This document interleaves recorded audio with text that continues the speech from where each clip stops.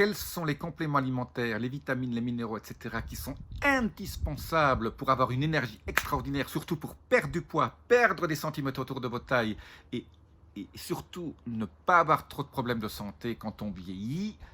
Je vous le donne tout de suite. Restez bien jusqu'à la fin parce que le dernier va vous surprendre.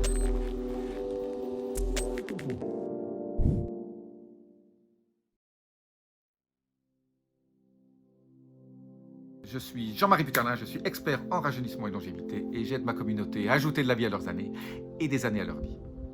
Alors aujourd'hui, je vais vous parler de 5 nutriments. Il y en a que vous connaissez, il y en a 2 que vous ne connaissez pas, donc je les garde pour la fin. Mais restez bien jusqu'à la fin parce que les 5 sont super importants. Si vous n'en prenez que 5, c'est ces 5-là. Alors je vous donne aussi les aliments que vous pouvez prendre aussi si vous ne voulez pas prendre des suppléments, bien que même en mangeant beaucoup de ces aliments, on n'arrive pas au minimum requis, souvent, parce que même les aliments bio maintenant manquent d'un certain nombre de minéraux.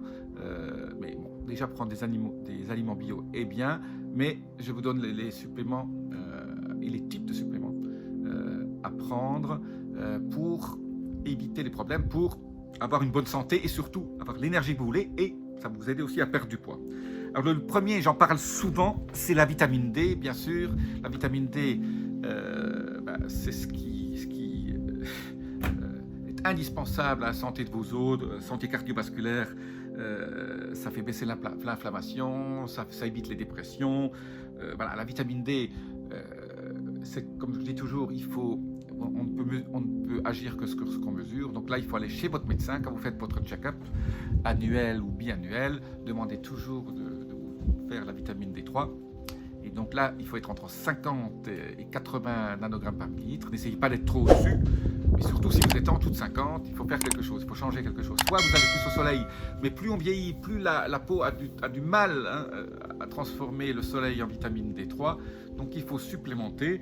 Voilà. Alors comment supplémenter? Voilà, j'ai donné une vidéo sur les aliments qui contiennent de la vitamine D3. Je vous mets un lien là au-dessus. Sinon, vous allez en pharmacie, vous achetez de la D3 en petites gouttes et vous prenez 1000 ou 2000 unités par jour sans problème. Si vous êtes très bas, si vous êtes en dessous de 20, vous prenez jusqu'à 5000 par jour pendant au moins 2 mois pour rebooster. Donc vitamine D3, indispensable pour avoir un bon métabolisme, à baisser l'inflammation. Comme je dis toujours, l'inflammation est la cause principale de toutes les maladies chroniques. Donc, et la vitamine D3 est un des éléments qui module l'inflammation. La deuxième chose, le deuxième nutriment dont je parle souvent aussi, c'est le magnésium. C'est peut-être le nutriment, le minéral le plus important, parce que les déficits en magnésium créent tellement de problèmes que je ne peux que vous conseiller de vous supplémenter en magnésium. Alors, voilà, il faut prendre, il n'y a pas qu'un magnésium à prendre, il y a plusieurs formes, il y en a au moins 2 formes qu'il faut prendre, un troisième si vous souhaitez. Un, c'est le magnésium bisglycinate, je vous laisse un lien en dessous. Le magnésium bisglycinate, c'est le magnésium qui va vous éviter les crampes, c'est ce qui va vous faire en sorte d'avoir un bon sommeil.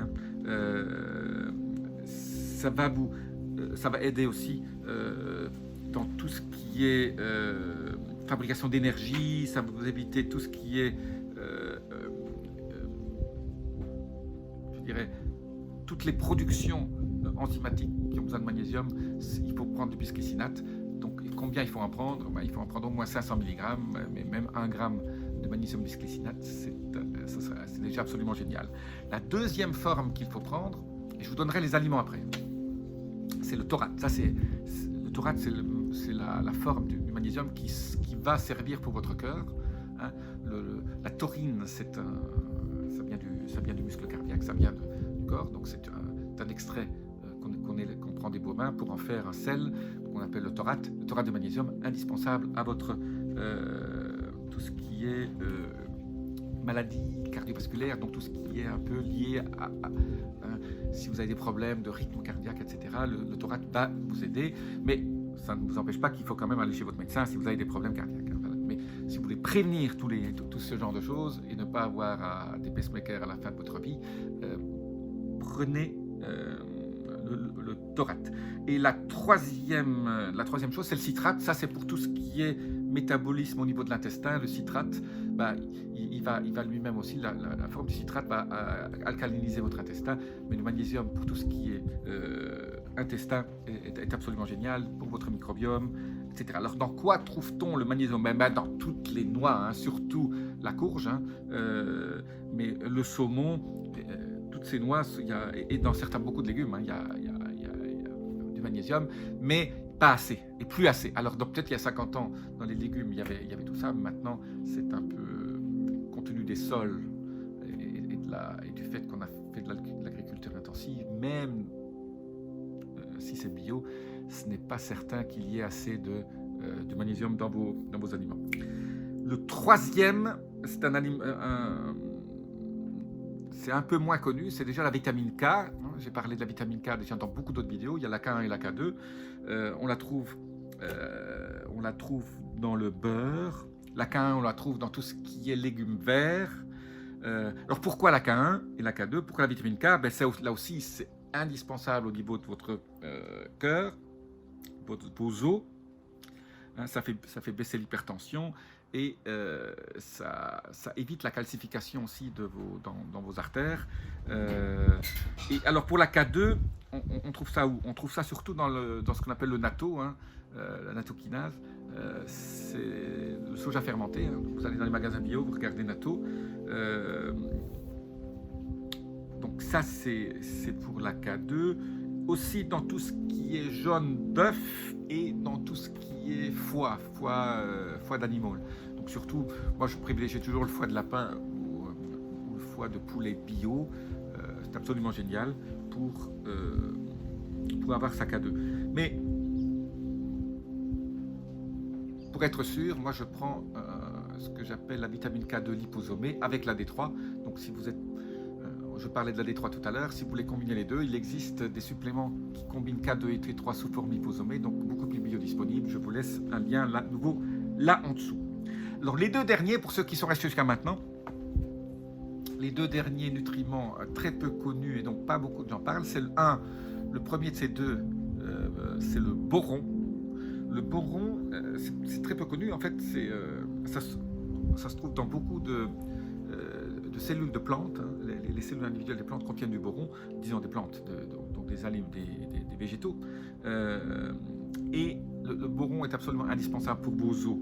Donc c'est bon pour les os, mais c'est aussi un antioxydant qui améliore vos défenses immunitaires. C'est bon pour la testostérone et ça aide la vitamine D aussi à se métaboliser. Donc quelque part, si vous prenez la vitamine D mais vous êtes bas en boron, vous avez quand même des problèmes pour bien métaboliser la vitamine D.